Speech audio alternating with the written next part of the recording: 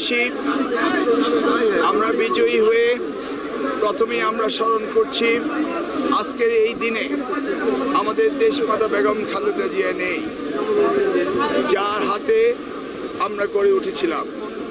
আমি ব্যক্তিগতভাবে ছাত্র রাজনীতিতে জন্ম নিয়েছিলাম শহীদ রাষ্ট্রপতি জিয়া রহমানের সাথে।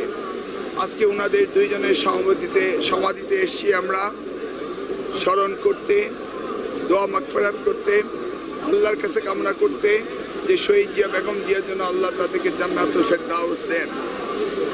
আমরা আগামী দিনে শপথ গ্রহণ করব জনাব তারেক রহমানের নেতৃত্বে আমরা আগামীর বাংলাদেশ গড়ে তুলব, এই প্রত্যাশা ব্যক্ত করি। আপনাদের সকলকে ধন্যবাদ দিয়ে বিদায় নিচ্ছি। একটা প্রশ্ন, মানে সবাই গুঞ্জন হচ্ছে যে আপনি সভাপতি বলছেন, যদি হন তাহলে আপনার কি কার্যক্রম থাকবে শিক্ষাক্ষেত্রে?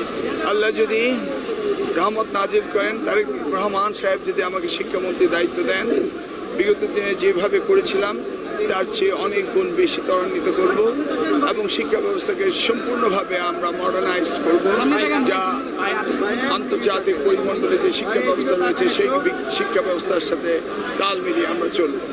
বিভিন্ন জায়গায় মানে সন্ত্রাসী কর্মকাণ্ডের কথা বলতে বিরোধী দল, সেক্ষেত্রে আপনার বার্তা?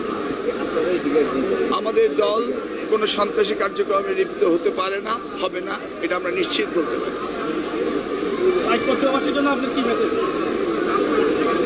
বাংলাদেশের সেরা উপজেলা, শিক্ষা উপজেলা বানাবো কচুয়াকে।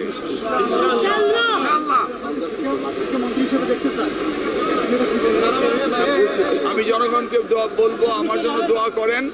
যদি আল্লাহ আমাকে সেই দায়িত্ব জনাব তারেক রহমানের হাতে দেন, আমি নিশ্চিত ভবিষ্যৎ বাংলাদেশ, আগামীর বাংলাদেশকে গড়ে তুলব ইনশাল্লাহ জনাব তারেক রহমানের নেতৃত্বে।